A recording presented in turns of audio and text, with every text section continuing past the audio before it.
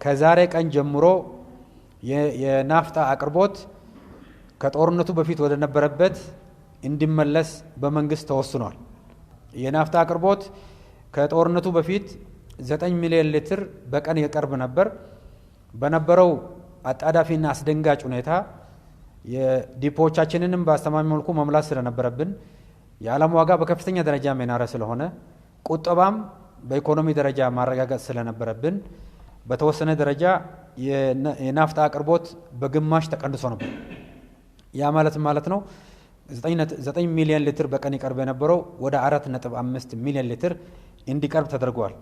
ከዚህ በተጨማሪ ከነጭ ናፍጣ በስተቀር ሌሎች የነዳጅ ምርቶች በነበረው መጠን እንዲቀጥሉ ነው የተደረገው ማለት ነው።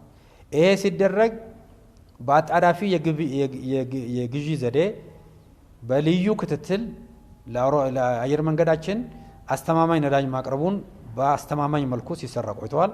የቤንዚን አቅርቦት በኢኮኖሚ ውስጥ በአስተማማኝ መልኩ እንዲቀርብ ማድረግ ተችሏል። ነጭ ናፍጣ አብዛኛው የነዳጅ አጠቃቀማችንን ከፍተኛው ነጭ ናፍጣም ስለሆነ ይሄንን በተመለከተ ቁጠባም ለማድረግ ዲፖዎቻችንም ለመሙላት የዓለም ሁኔታም አስጊ ሁኔታ ስለነበረ አጠቃላይ የጋራ ኃላፊነትን በመሆኑ የአቅርቦት መጠኑ ከ9 ወደ 4.5 ሚሊዮን ሊትር በቀን እንዲወርድ ተደርጎ ነበር ማለት ነው። በዚህም የነጭ ናፍጣ ዋጋ በጦርነቱ ምክንያት ተጨማሪ ዋጋ ወደ ህዝቡ አልተላለፈም።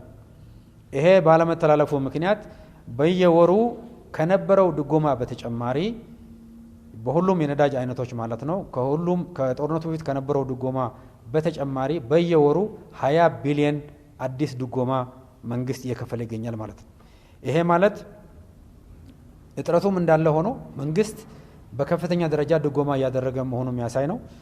በየወሩ 20 ቢሊዮን አዳዲስ ድጎማዎች ከነበረው የማክሮ ኢኮኖሚ ሪፎርምን ተከትሎ ስናረግ ከነበረው ድጎማ ይሄ ተጨምሮ አጠቃላይ የድጎማ ክምችቱን ከ300 ቢሊዮን ብር በላይ ከፍ አድርጎታል ማለት ነው።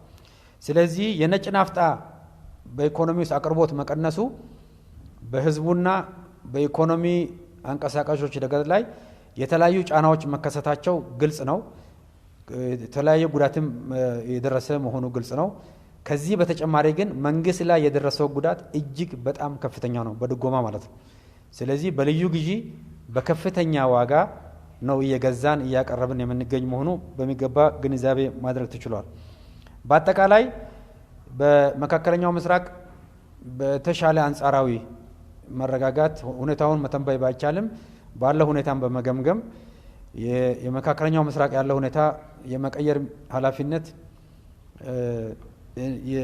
የዓለም ህዝቦች እንዳለ ሆኖ በእኛ በኩል ማድረግ ያለብንን ብቻ ላይ ትኩረት ማድረግ ስላለብን አጠቃላይ የናፍጣ አቅርቦት መቀነሱ ያስከተለውን ችግር በስፋት ተገምግሟል። በተለይ በአሁኑ ወቅት የከፍተኛ ሆነ የግብርና ምርት ዝግጅት እና የግብርና ምርት ስራዎች የሚሰሩበት ወቅት በመሆኑ የኤክስፖርት ስራዎቻችንን በከፍተኛ ደረጃ አቀላጥፈን መቀጠል ስላለብን እንዲሁም ነዳጅን እንደ ግብዓት የሚጠቀሙ ከፍተኛ አምራች የሆኑ ዘርፎችም በመኖራቸው የተለያዩ የመንግስት የልማት ፕሮጀክቶች በናፍጣ እጥረት በከፍተኛ ደረጃ ጫና ያሳደረ በመሆኑ እንዲሁም የግብርና ምርቶችን ለማቀነባበርም የግብርና ምርቶችንም ወደ ገበያ ለማድረስ የተለያዩ ጫናዎች በመፈጠራቸው ምንም እንኳ መንግስት በከፍተኛ ውድ ዋጋ እየገዛ በከፍተኛ ድጎማ እያቀረበ ቢሆንም ከዛሬ ቀን ጀምሮ የናፍጣ አቅርቦት ከጦርነቱ በፊት ወደ ነበረበት እንዲመለስ በመንግስት ተወስኗል። ይሄ ማለት ነው በቀን 4.5 ሚሊዮን ናፍጣ በአገር ደረጃ እናቀርብ የነበረው ከጦርነቱ በፊት ወደ ነበረበት ወደ 9 ሚሊዮን ሊትር የቀን አቅርቦት እንዲመለስ ውሳኔ ተመልሷል። ውሳኔውንም ተግባራዊ በማድረግ ረገድ ለአዲስ አበባ ከተማ ከዛሬ ጀምሮ ከጅቡቲ ከጦርነቱ በፊት ወደ ነበረበት የአቅርቦት መጠን ጭነት ከዛሬው ቀን ጀምሮ መጫን ይጀምራል ማለት ነው።